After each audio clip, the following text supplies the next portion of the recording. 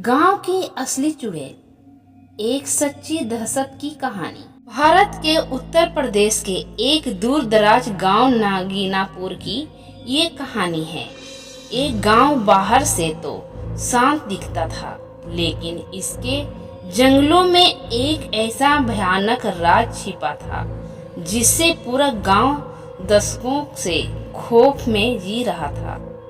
गांव में एक पुरानी मान्यता थी कि शाम ढलते ही कोई लड़की अकेली जंगल की ओर नहीं जाती, वरना लाल साड़ी वाली औरत उसे ले जाती है। नंदनी की शादी हुई थी नगीनापुर के एक किसान अर्जुन से। शहर में पली बढ़ी नंदनी के लिए गांव का जीवन थोड़ा अजीब था, लेकिन वो खुश थी। गांव के लोग थोड़े चुपचाप और डरपोक से लगते थे, खासकर रात के समय कोई बाहर नहीं निकलता था। नन्ही को ये सब बहुत अजीब लगता था। एक दिन उसने अपनी सास से पूछा, नंदनी, अम्मा, आप लोग इतने डरते क्यों हैं रात को? यहाँ तो सब ठीक ही लगता है। सास बोली, धीरे से बोलती है, बिटिया, ज्यादा सवाल मत किया कर। कुछ बातें जितनी अनकही रहे उतनी ही बेहतर होती है। शादी के तीसरे ही दिन नंदनी ने रात को कुछ अजीब सुना।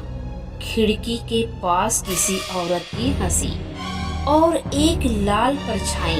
नंदनी ने अर्जुन को उठाया, लेकिन जब तक वो खिड़की तक पहुंचे वहां कुछ नहीं था। अर्जुन ने बस इतना कहा, यहाँ रात को खिड़की मत खोला करो। कुछ चीजें देखने से बेहतर है ना देखना। नन्ही को चैन नहीं मिला। उसने गांव की बुढ़िया दादी लक्ष्मी दाई से बात की। लक्ष्मी दाई, बिटिया, ये लाल साड़ी वाली औरत एक जमाने में इस गांव की ही थी। उसका नाम था कमला। वो जंगल में लकड़ी काटने जाती थी और एक दिन कभी वापस नहीं आई। लोग कहते हैं उसके साथ कुछ बहुत बुरा हुआ और उसकी आत्मा वहीं बस गई। अब वो औरत बनकर हर उस लड़की को बुलाती है जो अकेली हो, ताकि वो उसे अपने साथ ले जा सके। गांव में हर साल एक रात पूजा होती थी, काल रात्रि पूजा, जिस रात गांव वाले लाल कपड़े नहीं पहनते थे और घर के बाहर नींबू मिर्च लटकाते थे। नन्ही को इस सब में अंधविश्वास लगता था, लेकिन उसने भी सबका सम्मान करते हुए नियमों का पालन किया। लेकिन गांव की एक लड़की रूपा ने मजाक में पूजा की रात लाल साड़ी पहन ली और फिर अगले दिन सुबह उसका शव गांव के बाहर पेड़ से लटका मिला। चेहरा काला पड़ा था, आंखें बाहर निकल चुकी थी। रूपा की मौत के बाद नन्ही पूरी तरह डर गई थी। एक रात उसने सपने में कमला को देखा। लाल साड़ी, उलझे बाल और खून से सना चेहरा। कमला, तू नहीं है, पर अब मेरी होगी। नन्ही की चीखे से पूरा घर गूंज गया। सबने उसे संभाला, लेकिन उस दिन के बाद नन्ही बोल नहीं पाई, जैसे उसकी आवाज किसी ने छीन ली हो। गांव के बुजुर्गों ने तांत्रिक भैरवनाथ को बुलाया। उन्होंने पूरे गांव का शुद्धिकरण किया, लेकिन जैसे ही वो नन्ही के पास पहुंचे, उनकी आंखें फैल गई। भैरवनाथ, इस लड़की के शरीर में कमला घुस चुकी है। इसे छुड़ाने के लिए बड़ा बलिदान देना होगा। पूरे गांव में हवन और पूजा की तैयारी हुई। नन्ही को मंदिर में बांधा गया और तांत्रिक ने पूजा शुरू की।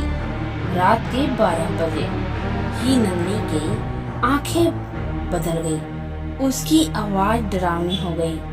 नंदिनी कमला की आवाज में, मुझे मेरी मौत का बदला चाहिए। जिसने मुझे मारा उसका नाम था ठाकुर प्रताप। गांव के लोग को झटका लगा।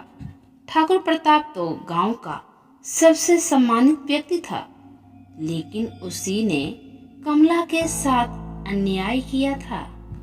ठाकुर प्रताप को उसके सामने बुलाया गया। जैसे ही वो आया, नन्ही चिल्लाई, उसकी आंखों से आग सी निकली और ठाकुर वहीं बेहोश हो गया। जब उसे होश आया, उसने सब सच उगल दिया।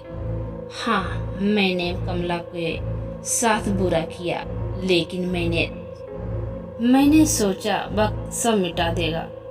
उस रात ठाकुर ने खुद जहर खा लिया और कमला की आत्मा मुक्त हो गई। कमला की आत्मा तो मुक्त हो गई, लेकिन गांव आज भी हर साल कमला पूजा करता है ताकि वो कभी वापस न आए। नन्ही की आवाज भी लौट आई, लेकिन अब भी जब कोई लड़की लाल साड़ी में जंगल की ओर जाती है तो हवा में एक फुसफुसाहट सुनाई देती है, मैं फिर आऊंगी।